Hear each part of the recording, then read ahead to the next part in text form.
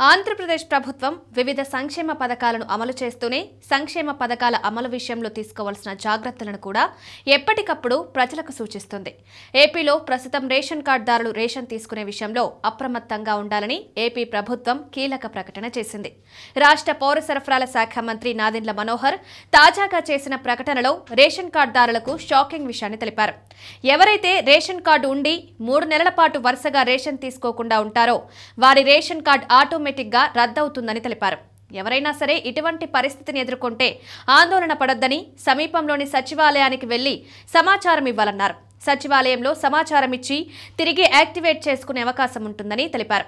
ఇది మాత్రమే కాదు, స్మార్ట్ రేషన్ కార్డుల పంపిణీపైన కూడా కీలక ప్రకటన చేసిన ఆయన అక్టోబర్ 31వ తేదీ వరకు ఉచితంగా స్మార్ట్ రేషన్ కార్డులను పంపిణీ చేయనున్నట్లు వెల్లడించారు. ఇక నవంబర్ 1వ తేదీ నుంచి స్మార్ట్ కార్డుల కోసం 35 రూపాయల రుసుము చెల్లించి పోస్టు ద్వారా పొందే వెసులుబాటు కల్పిస్తామని తెలిపారు. ఎవరైతే తమ స్మార్ట్ రేషన్ కార్డులో పేర్లు, ఇతర వివరాలు తప్పులు ఉంటాయో వారు వచ్చే నెలాఖరులోగా సరిచేసుకోవచ్చని సూచించారు. మీ ఆధార్ కార్డులో ఏ విధంగా అయితే ఉంటే అదే విధంగా రేషన్ కార్డులో కూడా వివరాలు వస్తాయని, ఆధార్ డేటాలో మార్పులు చేయకపోవడం వల్ల కొన్ని కార్డులలో తప్పులొచ్చాయని ఆయన అన్నారు.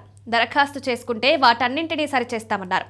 రేషన్ కార్డు తీసుకోవడంలో ఇబ్బందులు ఎదురైతే రేషన్ షాపుల వద్ద ఉన్న క్యూఆర్ కోడ్ని స్కాన్ చేసి ఫిర్యాదు చేయొచ్చని మంత్రి నాదెండ్ల తెలిపారు. రేషన్ కార్డు లబ్ధిదారులు సమయానికి రేషన్ తీసుకోవాలని, కార్డులు రద్దు కాకుండా చూసుకోవడానికి ప్రయత్నించాలని సూచించారు.